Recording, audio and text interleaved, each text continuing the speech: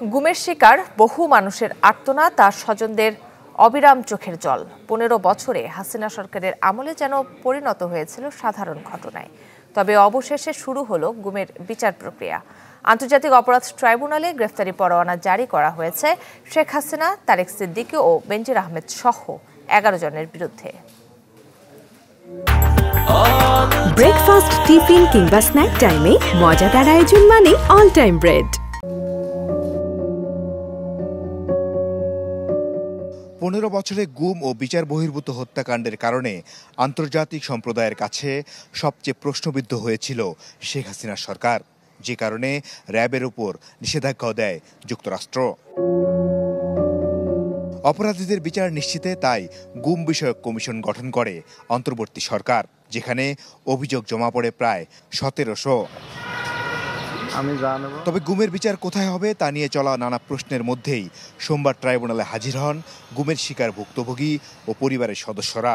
এদিন ট্রাইব্যুনালে শেখ হাসিনা, তারেক সিদ্দিকী, বেনজির সহ ১১ জনের বিরুদ্ধে গ্রেপ্তারি পরোয়ানা জারির আবেদন করে রাষ্ট্রপক্ষ।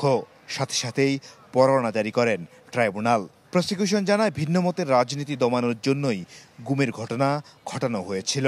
যে বিগত ১৫ বছরে বাংলাদেশে একটা ভয়ের সংস্কৃতি চালু করা হয়েছিল, যে অস্ত্রের মাধ্যমে, সেটার নাম হচ্ছে গুম এবং আরেকটি হচ্ছে ক্রসফায়ার। সাবেক প্রধানমন্ত্রী শেখ হাসিনা, তার তদানীন্তন নিরাপত্তা উপদেষ্টা তারেক সিদ্দিকী, তদানীন্তন আইজিপি বেনজির আহমেদ সহ বিভিন্ন সংস্থার মোট ১২ জনের বিরুদ্ধে আজকে আমরা গ্রেপ্তারি পরোয়ানা জারির জন্য আবেদন জানিয়েছিলাম। আদালত সেই গ্রেপ্তারি পরোয়ানা জারি করেছেন।